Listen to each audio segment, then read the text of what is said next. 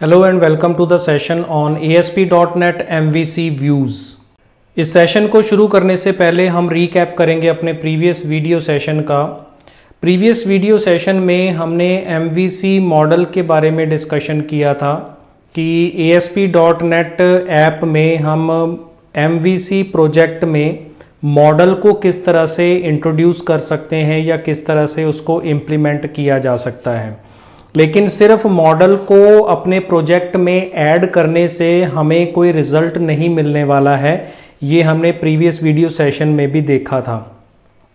आज हम उसी वीडियो से आगे कंटिन्यू करेंगे कि मॉडल्स का व्यू और कंट्रोलर के साथ मिलकर, क्योंकि ये एप्लीकेशन जो है MVC मॉडल, व्यू और कंट्रोलर से मिलकर बनती है। तो व्यू जो हमें नज़र आएगा और कंट्रोलर जो उस चीज़ का कंट्रोल करता है। तो यहाँ पे व्यू क्या होता है, डेटा को डिस्प्ले करने के काम में लिया जाता है। किसी मॉडल क्लास के ऑब्जेक्ट का जो डेटा होता है, अगर हमें उसे रिप्रेजेंट करना है, शो करना है, तो उस पर्पज़ के लिए हम व्यूज़ का यूज़ करते हैं। तो इसमें बाय डिफ़ॉल्ट जो हम ऐप क्रिएट करते हैं विजुअल स्टूडियो में, उसमें व्यूज़ नाम का फोल्डर उस MVC प्रोजेक्ट से रिलेटेड या एप्लीकेशन से रिलेटेड सारी व्यू रिलेटेड फाइल्स को स्टोर करके रखता है। और इसकी वर्किंग की अगर हम बात करें तो कंट्रोलर की हेल्प से हम एक या एक से ज़्यादा मेथड्स को इम्प्लीमेंट कर सकते हैं और हर मेथड जो है वो एक अलग व्यू को रिटर्न कर सकता है। अगर सिंपली अगर हम दूसरे वर्ड्स में अगर ये कहें तो कंट्रोलर के अंदर एक से ज़्यादा व्यूज़ पे काम करने की एबिलिटी होती है। तो अगर हम अपने एप्लीकेशन को इजी रखना चाहते हैं तो MVC फ्रेमवर्क के अंदर हमें अलग अलग फोल्डर्स मेंटेन करने होते हैं, ताकि कंट्रोलर और व्यूज़ और मॉडल, ये तीनों अलग अलग फोल्डर मेंटेन करता है ASP में MVC प्रोजेक्ट, ताकि हम अपनी आसानी से इस एप्लीकेशन से रिलेटेड जो एक्टिविटीज़ हैं उनको बिना किसी प्रॉब्लम के हैंडल कर सकें।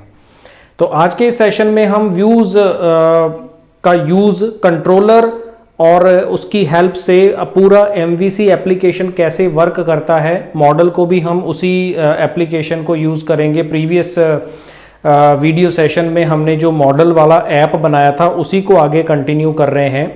तो प्रोजेक्ट में सॉल्यूशन एक्सप्लोरर में कंट्रोलर जो हमारा फोल्डर है उस पर राइट क्लिक करना है और उसके बाद हमें ऐड ऑप्शन पे क्लिक करना है। ऐड ऑप्शन पे क्लिक करने के बाद हमें कंट्रोलर ऑप्शन पर क्लिक कर देना है। उसके बाद हमारे सामने एक स्क्रीन जो डिस्प्ले होती है, इसमें से हमें MVC कंट्रोलर एम्प्टी को सिलेक्ट करके और उसके बाद नीचे बने हुए बटन ऐड पे क्लिक कर देना है। तो हमारे सामने ये ऑप्शन आता है ऐड कंट्रोलर का। इसमें हमें उसका नाम जो है वो स्टूडेंट कंट्रोलर रखना है और ऐड बटन पे क्लिक कर देना है। फिर उसके बाद सॉल्यूशन एक्सप्लोरर में आप देख सकते हैं कि यहाँ पर स्टूडेंट कंट्रोलर नाम से बाय डिफ़ॉल्ट जो हमारी प्रीवियस एप्लीकेशन थी MVC मॉडल ऐप, तो उसमें होम कंट्रोलर बाय डिफ़ॉल्ट बना हुआ होता है और व्यूज़ के अंदर होम फोल्डर में अबाउट, कॉन्टैक्ट और इंडेक्स फोल्डर बाय डिफ़ॉल्ट बने हुए होते हैं। और जैसे ही हम कंट्रोलर बनाते हैं तो हमारे सामने नीचे स्टूडेंट नाम का एक फोल्डर क्रिएट हो जाता है। तो ये स्टूडेंट कंट्रोलर जो है स्टूडेंट के लिए फोल्डर क्रिएट कर देता है।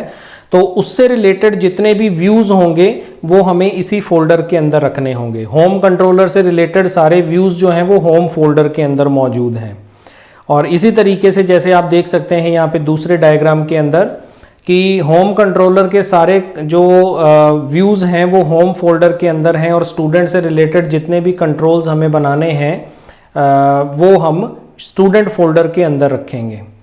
अब व्यू बनाने की बात आती है तो इसमें हमें स्टूडेंट फोल्डर पे राइट क्लिक करना है, ऐड ऑप्शन पे क्लिक करना है और व्यू ऑप्शन चूज़ कर लेना है। तो यहाँ पर हमारे सामने जो विंडो अपीयर होती है उसमें हमें MVC 5 व्यू को सिलेक्ट कर लेना है और उसके बाद ऐड बटन पे क्लिक कर देना है। और हमारे सामने ये ऐड व्यू का ऑप्शन आता है। इसमें हमें एक चीज़ ध्यान रखिएगा, यहाँ पे हमें व्यू का नाम इंडेक्स रखना है और यहाँ टेम्पलेट के अंदर हमें लिस्ट सेलेक्ट करना है। मॉडल क्लास के अंदर हमें क्लास 1 जिस नाम से हमने मॉडल बनाया है वो हमें इसमें सेलेक्ट करना है और नीचे लेआउट पेज के अंदर हमें व्यूज़ शेयर्ड के अंदर लेआउट डॉट CS HTML को सिलेक्ट करना है और ऐड बटन पे हम क्लिक कर देंगे तो हमारे सामने जो एप्लीकेशन है वो तैयार हो जाएगी। उसमें हमें थोड़ी सी कोडिंग करने की ज़रूरत पड़ेगी। तो कोडिंग करने के लिए हमें जो डेटा डिस्प्ले करवाना है उसके लिए हमें स्टूडेंट कंट्रोलर में ये ऑब्जेक्ट पास करना होगा मॉडल क्लास के लिए, और उसमें स्टूडेंट लिस्ट नाम का जो ऑब्जेक्ट हमने यहाँ पे बनाया है लिस्ट के लिए, उस पर्टिकुलर क्लास के लिए, वो हमने यहाँ पर इंडेक्स फाइल के लिए पास कर दिया। कौन से के लिए? जो हमारी स्टूडेंट कंट्रोलर मॉडल है उसके अंदर हमने इस चीज़ को पास कर दिया है।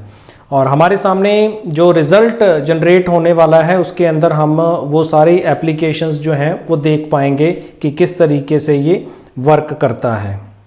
इसी चीज़ को हम अगर अपने विजुअल स्टूडियो प्रोजेक्ट में देखें तो यहाँ पर हमारे सामने MVC मॉडल ऐप बना हुआ है। इसको मैंने सपोज़ सेलेक्ट कर लिया और इसमें हमारे पास वो सारी चीज़ें ऑलरेडी क्रिएटेड हैं। आपका टाइम सेव करने के लिए इसमें मैंने सब कुछ पहले से ही कोड करके रखा है और उसकी कोडिंग आपको मेंशन कर दी है, और उसी के बारे में हम थोड़ा सा डिस्कशन करेंगे इस प्रोजेक्ट के ओपन होने के बाद। तो यहाँ प्रोजेक्ट ओपन होने के बाद यहाँ आप देख सकते हैं कि सॉल्यूशन एक्सप्लोरर में हमारे पास, अभी मैं सारी फाइल्स को क्लोज़ कर देता हूँ। ये फाइल्स मैंने क्लोज़ कर दी। तो हमारे पास यहाँ पर देखिएगा कंट्रोलर में हमने राइट क्लिक करके स्टूडेंट कंट्रोलर नाम से कंट्रोलर क्रिएट करना है और उसमें हमें कोडिंग में ये प्रोसेस लिखना है। इसके बारे में हम बाद में बात करेंगे कि इसमें क्या हमें लिखना है। और मॉडल के अंदर जो हमने प्रीवियस वीडियो सेशन में ये जो 3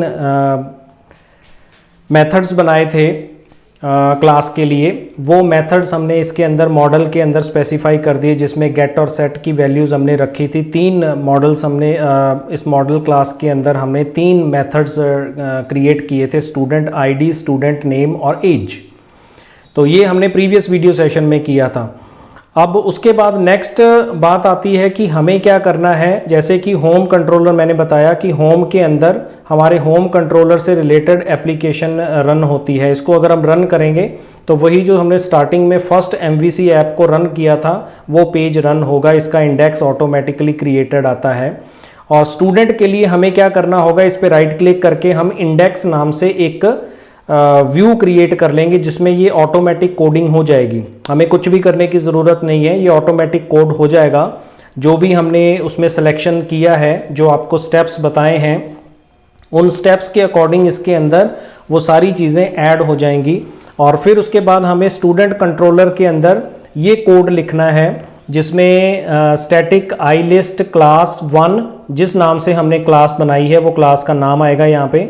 स्टूडेंट लिस्ट, आप ये ऑब्जेक्ट कोई भी किसी भी नाम से बना सकते हैं, और न्यू लिस्ट क्लास 1। अब यहाँ पे हमें क्लास 1 के लिए आर्ग्यूमेंट्स पास करने हैं कि जो स्टूडेंट आईडी के लिए हमने 1 रखा, स्टूडेंट नेम के लिए कुणाल रखा और एज के लिए हमने 21 रखा, और इसी चीज़ को हमने 5 टाइम्स रिपीट किया है। तो 5 क्लासेस के लिए हमने 5 वैल्यूज़, ऑब्जेक्ट के लिए हमने 5 वैल्यूज़ असाइन कर दी हैं। और उसके बाद यहाँ पे इंडेक्स में ये स्टूडेंट लिस्ट जो ऑब्जेक्ट हमने यहाँ पे क्रिएट किया है, इस ऑब्जेक्ट को यहाँ पे हम पास कर देंगे। तो ये सारा काम करने के बाद हम एप्लीकेशन को अगर रन करते हैं तो इसमें आपको जस्ट करना क्या है कि इंडेक्स फाइल को ओपन करना है। पहले मैं आपको होम वाली फाइल ओपन करके दिखाता हूँ कि इसको रन करने पर क्या होता है। इसको सिलेक्ट करेंगे और एप्लीकेशन को रन करेंगे तो हमारा डिफ़ॉल्ट एप्लीकेशन रन होगा, यानी कि होम कंट्रोलर का एप्लीकेशन जो है वो एग्जीक्यूट होगा। और अगर हम स्टूडेंट कंट्रोलर को अपना जो बनाया हुआ मॉडल है उसको रन करना चाहते हैं तो उसके लिए हमें स्टूडेंट कंट्रोलर का इंडेक्स सेलेक्ट करना होगा। तो ये एग्जीक्यूट हो रहा है। एग्जीक्यूट होने के बाद हमें जो रिज़ल्ट मिलेगा यहाँ पे आप देख पाएंगे कि जो इसकी डिफ़ॉल्ट एप्लीकेशन रन होती है, यहाँ पे देखिएगा होम हमारा जो फोल्डर है उसमें बनता है और उसका इंडेक्स पेज यहाँ पे ओपन होगा।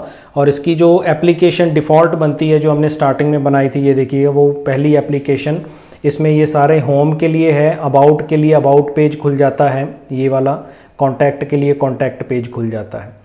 ऐसे ही अगर हम होम की बजाय इसमें इंडेक्स कर दें, यहाँ पे मैं इसको होम कर देता हूँ, इंडेक्स आ गया। अब यहाँ पे हमें क्या करना है, जस्ट यहाँ पे स्लैश करके स्टूडेंट करना है। तो स्टूडेंट का इंडेक्स पेज ओपन हो गया। देखिए जो हमने 5 रिकॉर्ड्स उसमें ऐड किए थे, कुणाल है, अवनीत है, मुस्कान है, कीर्तन है और अद्विक है, और उनकी एज है और स्टूडेंट की आईडी है। और आगे ये ऑप्शंस आ रहे हैं एडिट, डिटेल्स और डिलीट। तो अभी ये वर्क नहीं करेंगे, एरर जनरेट करेंगे, क्योंकि इनके लिए हमने जस्ट लिंक क्रिएट किए हैं, इनके लिए हमने कोई कोडिंग मेंशन नहीं की है। तो नेक्स्ट वीडियो सेशन में हम एडिट के कोडिंग के बारे में जानेंगे कि एडिट अगर हमें किसी रिकॉर्ड को करना हो तो MVC में किस तरह से उसको एडिट किया जा सकता है। उसके लिए हमें एक व्यू क्रिएट करना होगा जिसमें कुछ कंट्रोल्स होंगे, और उन कंट्रोल्स की हेल्प से हम अपनी वैल्यूज़ को चेंज कर पाएंगे। तो ये पूरा प्रोसेस है, इसके अंदर जो एग्जीक्यूट होता है, और उस एग्जीक्यूशन के बाद हम इस रिज़ल्ट को एग्जीक्यूट करने के बाद अपना आउटपुट देख सकते हैं।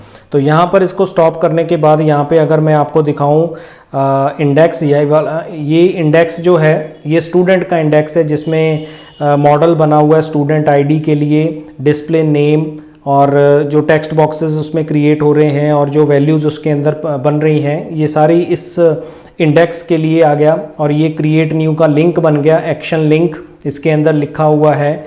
तो ये जो कोड है ये रेजर टेक्नोलॉजी पे बना हुआ कोड है, HTML और रेजर टेक्नोलॉजी पे। फर्दर आगे आने वाले वीडियोस में हम रेजर टेक्नोलॉजी के बारे में भी बात करेंगे कि रेजर में कैसे काम होता है, तो उसके बारे में भी हम बात करेंगे। तो आई होप कि आपको ये कंसेप्ट समझ में आ गया होगा। तो इस वीडियो सेशन में हमने MVC व्यूज़ यानी कि पूरा मॉडल, व्यू और कंट्रोलर इंटीग्रेटेड फॉर्मेट में कैसे काम करते हैं उसके बारे में हमने इसके अंदर जाना है। आई होप कि आपको समझ में आ गया होगा। नेक्स्ट वीडियो सेशन में हम MVC एडिट व्यू के बारे में बात करेंगे कि अगर हमें अपने रिकॉर्ड जो डिस्प्ले किया है उसमें से जो एडिट है उसको अगर हमें वर्क करवाना है तो उसके लिए हमें एडिट व्यू कैसे बनाना है, उसके बारे में हम नेक्स्ट वीडियो सेशन में बात करेंगे। तो इस वीडियो में फ़िलहाल इतना ही। Thanks for watching, keep on learning with us, stay tuned for upcoming videos and always stay blessed.